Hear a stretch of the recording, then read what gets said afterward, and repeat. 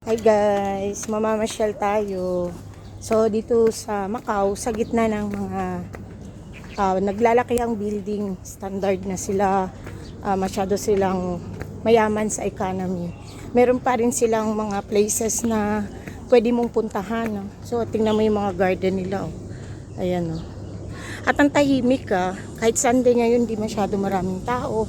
Mother's Day pero maraming lugar talaga na tahimik. So meron tayong pupuntahan. Ano siya, hindi matao pero maganda. So yun. And, so pwede ka dito solo, maglakad ka. Maganda rin. Hindi ka mawawala. So may mga couple ayan na namamasyal.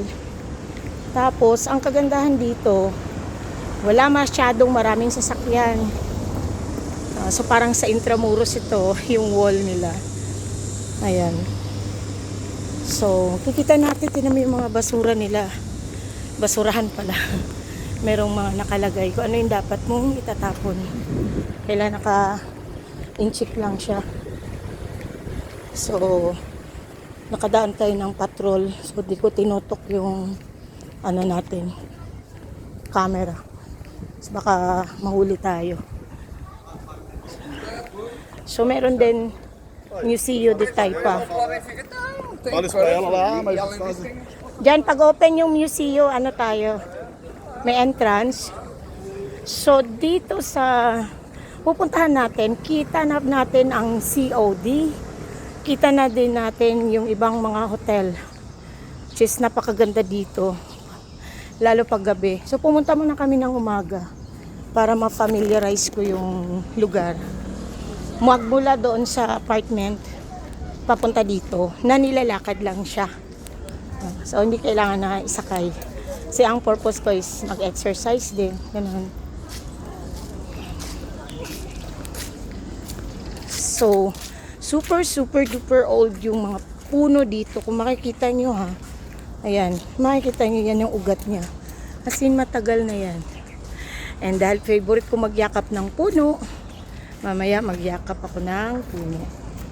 So yan yung lawa nila. So tuturo natin kung anong mga hotel to. Anong hotel yan dyan? Yung isa parang may butas. City of Dreams. City of Dreams. Yung isa niya katabi, COD.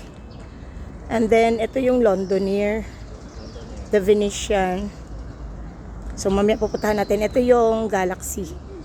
Ayan yung Galaxy. Tapos, hindi ko na alam yung ibang hotel. Ito dyan.